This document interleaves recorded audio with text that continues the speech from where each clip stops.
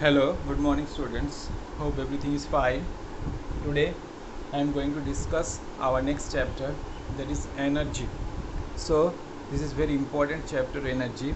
So in energy we are having two units, two sections. First is simple machine and their importance. So in our daily life the importance of machine is very much. First we need to know why do we use machine. Machines play a very important role in our life. Yes, exactly.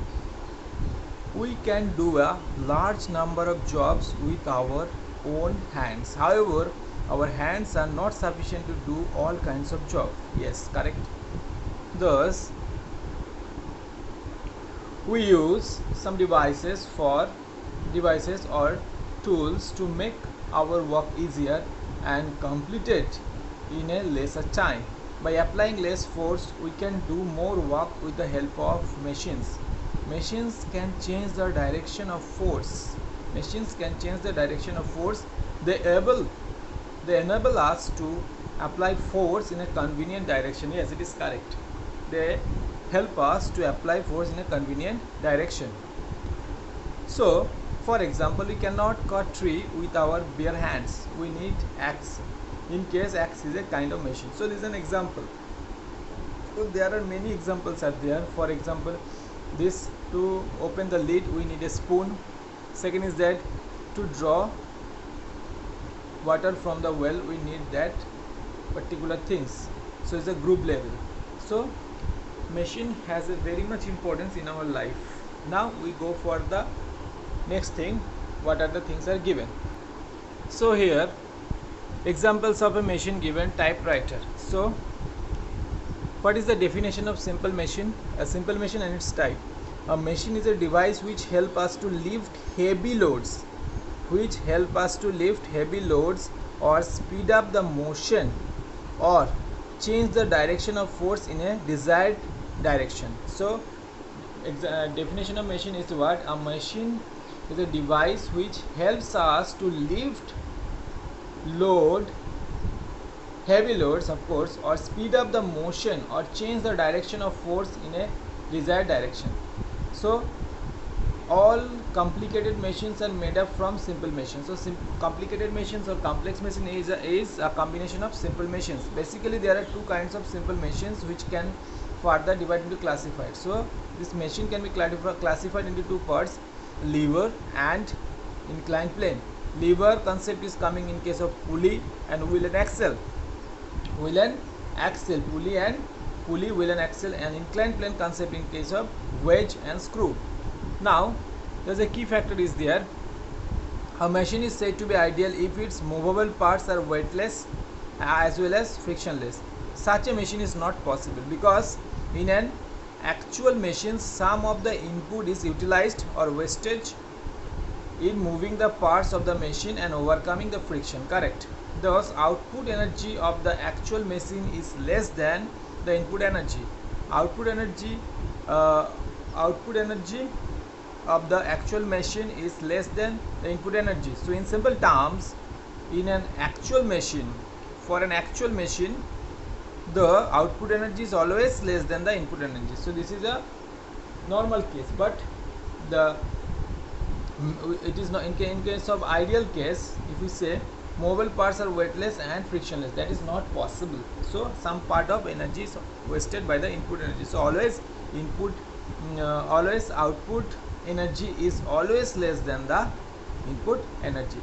Before you are going to read the next part, we are having some related terms in a machine. It is needed: effort, load, fulcrum, effort arm, load arm, input energy, output energy, principle of machine. So this is very important terms. I'll explain slowly when you are going in lever section. Okay. So now machines are basically employed for the following purpose. What is the purpose of basic purpose? To lift a heavy load by applying a small effort. Correct. That is the multiplying effort. To speed up the motion of a body. Next, to change the effort in the direction of the desired direction. Next, for doing unsafe and dangerous work. Correct. So this is the purpose of this is the purpose of employed a machine. Okay, next we have efficiency of a machine and mechanical advantage of a machine. So efficiency of a machine means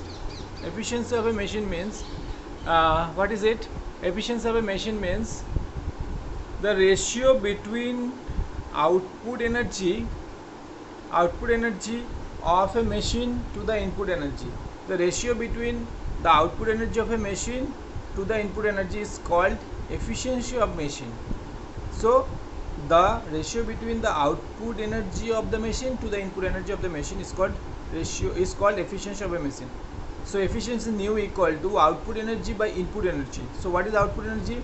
Work done by the machine, and input energy, work done on the machine. So work done by the machine by work on the machine, work done on the machine. So this is called efficiency. Now if you want to calculate the efficiency of a machine in percentage, it will be multiplied by 100. As you know, to make it percentage, you always multiply it by 100. For example, if a machine has 90% efficient, what does it mean? It means that for every 100 unit of energy supplied to the machine converts only 90 units into useful work, and the rest 10 units are wastage or utilized in overcoming the friction and moving parts of the machine. Okay, so next we have mechanical advantage. That is very important. What is mechanical advantage? Load by effort. L for load, E for effort. The ratio between the useful load, resistance overcome, moved over by the machine, and effort applied to do so is called mechanical advantage. If L is the useful load moved by the effort, and E is the L is the useful load and effort is E, so mechanical advantage, it will be written as MA. It will be written as capital M, capital A, equal to L by E, load by effort. And one thing we should remember, that mechanical advantage as well as efficiency, both are ratio form. It has no units. It is a pure number. It's a pure number. So it has no unit. It is a pure number. So both efficiency of a machine and mechanical advantage has no units. Both are pure number, as it is a ratio. So these two terms are very important. Please try to go through it very well. In our unit 2 section, we are having types of simple machines. In case of types of simple machines, first we are going to introduce lever. So lever is a rigid rod which can rotate about a fixed point, yes, or fixed line, called its axis, axis of rotation. The point or the axis of rotation is called fulcrum. So effort is applied by E, applied to a point A to overcome the load L and another point at another point B. So now I am showing different types of lever. Picture is given here. This is a first order lever, this is a second order lever, this is a third order lever. So you please observe the picture, how it is done. So first, in case of a first order lever, that is the fulcrum in the middle, effort is one side, load is another side. So fulcrum to effort to fulcrum, this length is called fulcrum to effort, this part is called effort arm, and fulcrum to load, it is called load arm. So this is called first order lever. In case of a second order lever, fulcrum is one corner, then load, then effort. Now you see the load arm. What is the load arm? This is a load arm. Fulcrum to load to fulcrum is a load arm. Same way, this is the effort arm. See, and in case of third order lever, what is going on? Fulcrum again in corner, only the interchanging of effort and load. So in second and third order lever, the thing you have to remember is that fulcrum in a corner and there is the interchange of load and effort. But only in first order lever, fulcrum in the middle, only the load and effort will corner positions. Okay, so this is very important drawing of our first order lever, second order lever and a third order lever. So please keep in mind, this is a very important section. Next we have principle of lever. So what is given? What is the principle of lever? I tell the main thing only. So load into load arm equal to effort into effort arm. Load into load arm equal to effort into effort arm. So if I say make it cross multiply way, so it will be load by effort equal to effort arm by load arm. So if you cross multiply, the line will, this line will come. If we cross multiply this one, this line will come. So load into load arm equal to effort into effort arm. So load by effort, that means load by effort means what we learned now, that is called MA, mechanical advantage. Load by effort equal to, we can also write effort arm by load arm. Now types of lever. In a first order lever, there are some examples also given. In first order lever, we have already seen in a first order lever, fulcrum is situated between load and effort. You already seen.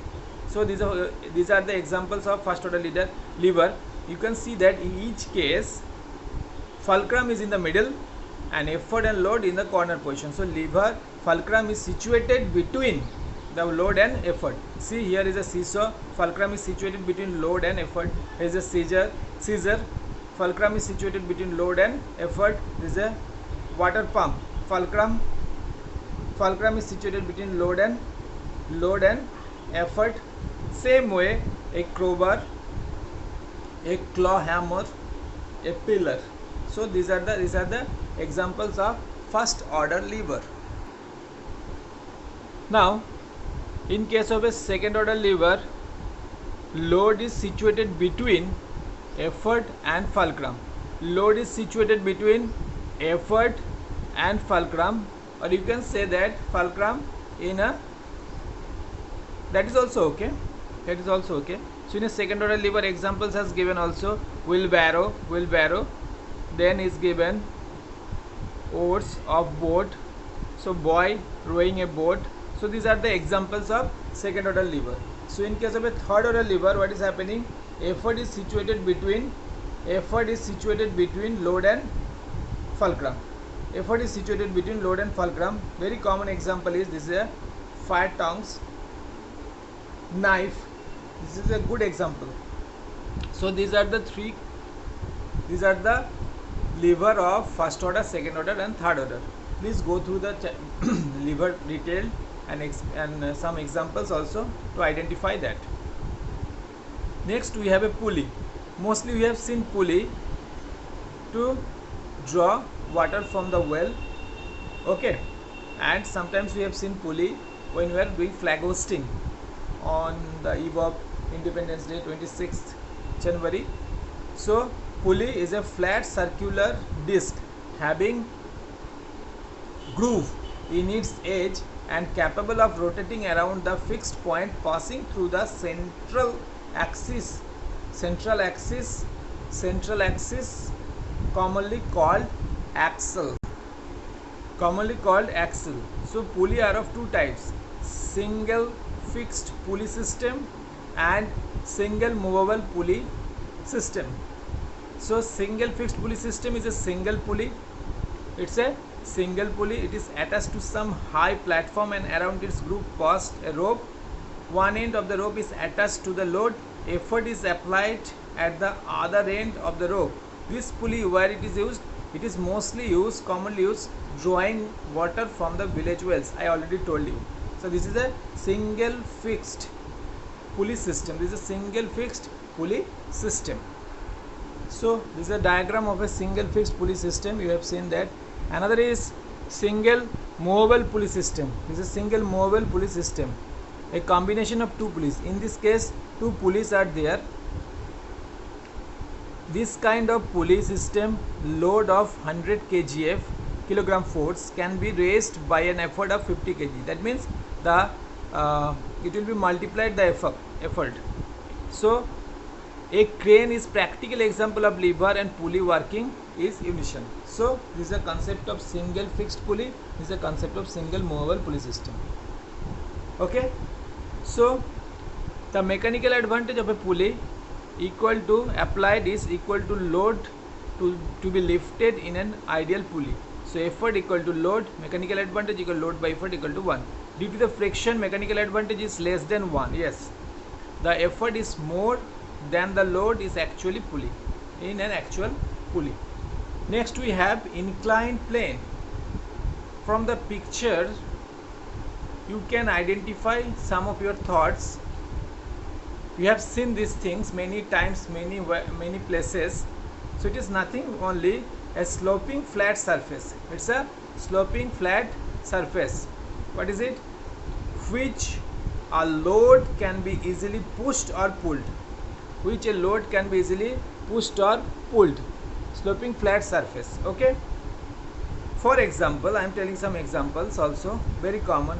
The houses which are built at Hartlin are provided with a ramp to push up the scooter and motorbikes. We have seen also when the cargo is removed from the sailing ship, a gangplank is provided to unload the cargo. When trams or gas cylinder are loaded into or unloaded from the truck, they are pushed up or down the wooden inclined plane commonly used. So this is the concept of a inclined plane. Flat sloping, it's a sloping flat surface along with a load can be easily pushed or pulled, and this is very common in general. We have seen many places, many times also. So these are the pictures we are talking about. Gangplank, this is a inclined plane, wooden plank, and this is a, and also it is very unwise to make straight road to the top of a hill, as vehicles will not be able to exert sufficient force to push themselves up and steer road. So that's why winding road in a gentle slope to build around the hills. The vehicles can easily climb winding road this way. Hills area roads are made. Thus a hill road in winding inclined plane. Similarly, to save space, sometimes we are making staircase this way also to save space, also to make winding staircases also. Sometimes you have observed that some different places this kind of staircases are there. Then we have wedge. Wedge is what? From the picture you can identify that double inclined plane is called wedge. This is a double inclined plane. You can see that this is called wedge. There are two inclined planes here, ABD and ACD. These are two inclined plane merged together, ABD and ACD. Okay. So examples of wedge, what are the examples? Examples is knives, chisel, axle, nails, saw, needles. From the picture you can identify the inclined plane options also, and very common these are in our daily life. Okay. So this is the wedge. Next we have our section, that is screw. By seeing this picture you are getting some good idea that screw concept. So a spiral or winding inclined plane is called screw. Is a spiral and winding inclined plane is called screw. So is a head. It appears like a nail with a groove on its circular surface. Nail with a groove in its circular surface. Okay. There is a head. There is a bolt, nut and bolt. There is a head, circular surface. Okay. So then, what are the uses of screw? They are used to fasten two pieces of wood or metal. As screw is a winding inclined plane, therefore it cannot be pulled out easily from the fastened pieces, as in case of nail. Then next is what? Screw jack is basically a nut and bolt arrangement used for lifting one side of the car or a truck in order to change the punctured wheel. Okay. So there are many uses are there. I read just some of the. Next we are having wheel and axle. Wheel and axle. Each time you turn your knobs of your water tap, so knob your water tap and the door knob of your house, you are using the simple machine wheel and axle. So wheel and axle easily consist of two cylinders of different diameter joined together, such as if one is made to rotate, the other also rotate. So the concept of your water tap and the door knob, it's a concept of wheel and axle. The cylinder is bigger diameter is called wheel. The cylinder in bigger diameter is called wheel, whereas the other in smaller diameter is called axle. So this is the concept of wheel and axle. Next we have some examples. So examples of wheel and axle: steering wheels of a car, we have seen a screwdriver, then a drill used by the carpenter. Sometimes a complete wheel is not provided, instead a handle is attached to the axle which describes an imaginary circle. This example is given here. Okay, next we have how to maintain and care about machine. It's very important. So I just tell some of them. Some parts of a machine rub against each other, due to which the parts wear out and becomes loose. Correct. They also produce noise. A large amount of energy is lost in the form of friction. To avoid this problem, moving parts of a machine should be regularly lubricated. That is most important because of friction. The non-renewable parts of a machine are generally made of iron, which easily rusted in moved air. To avoid rusting, such parts should be painted. Next is that the machine should be protected from dust, which increases the wear and tear of the machine. So when any machine is not in use, we should keep covered. So a machine which is well lubricated and protected from rust and dust lasts longer and give better services. So students, these are the summary of the chapter, explanation of the chapter. So please go through the chapter. If you have any doubt, any query, please inform me. Thank you very much. Goodbye.